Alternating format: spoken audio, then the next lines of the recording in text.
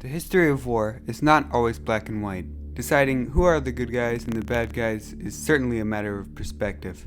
Much like girls going from grade school to high school, good friends somehow become bitter enemies for perceived slights that are obsessed over endlessly. In September of 1980, Saddam Hussein felt his power could be challenged by a religious war that had just finished inside of Iran. The Ayatollah Khomeini showed he could use his religious powers to topple the monarchies in Muslim countries like Iran. Saddam, underestimating the Iranians, started a long and expensive war with Iran. They say, the enemy of my enemy is my friend, so it was no surprise that numerous monarchies in the Muslim-controlled neighbors of Kuwait and Saudi Arabia could equally be in danger. Not to mention the United States and others were deeply concerned about the flow of oil in the region because Iran's previous conflicts. Over the period of 8 years, Saddam used increasingly illegal weapons ranging from ballistic missiles to chemical weapons. Many of these weapons cost a lot, so neighbors and allies helped pay the bills, but did nothing to help fight the war. Learning of a secret plan hatched by Iran, Saddam's forces discovered a plot to sneak into Iraq borders by sneaking through Kuwait and flank Iraq forces. Saddam stopped this plan by providing Kuwait with money to buy tanks and equip mercenaries to protect their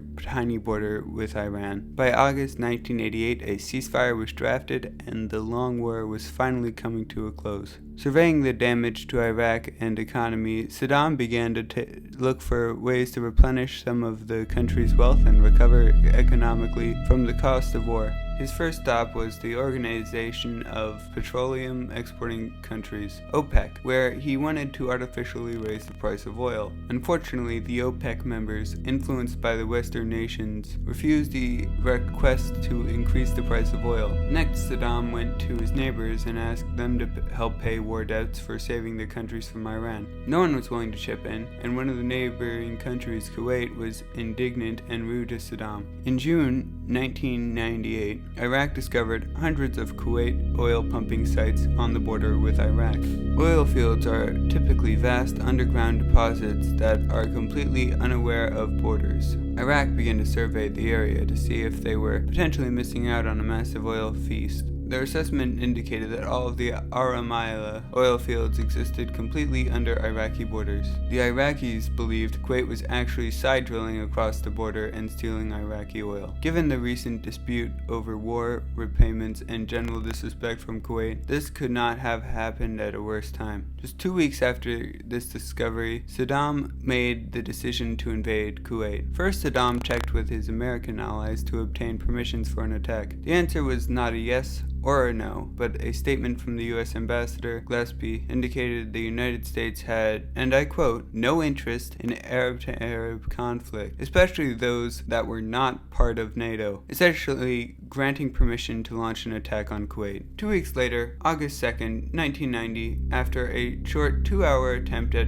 a peaceful negotiation with Kuwait, Iraq invaded Kuwait. The original objective was to pilfer the wealth of Kuwait to compensate for the grievance and annex the territory into Iraq. To the surprise of Saddam, the world saw this act of aggression as a serious problem, and the bureaucracy machine of NATO quickly powered up against his invasion. Perhaps there was immense pressure from Saudi Arabia, or maybe just perceived stability of oil prices. In an effort to win Muslim support, Saddam began making bold religious claims and factually inaccurate border dispute allegations. The United States finally gave Saddam an ultimatum and demanded he leave or face attack. Not believing the USA would betray him, Saddam resisted the demands and the US air power rained down 41 days and nights of absolute destruction. There was a short ground war that followed to restore Kuwait leadership and independence. The USA also defended the Kuwait border and enforced no-fly restrictions on Iraq, following genocide gas attacks on Kurdish rebels fighting to topple Saddam Hussein. Ultimately, Iraq suffered 8,000 to 10,000 casualties, while the coalition only 300 casualties, and the country of Kuwait was left in absolute ruin. As Iraqi troops fled Kuwait, they blew up and ignited the oil pumps responsible for the conflict, unleashing an environmental disaster on the world. President Bush made the decision to not invade Iraq or force Saddam Hussein out of power, instead leaving the politics of governing Iraq to the people. The Iraqi people were never able to rid themselves of the dictator tyrant.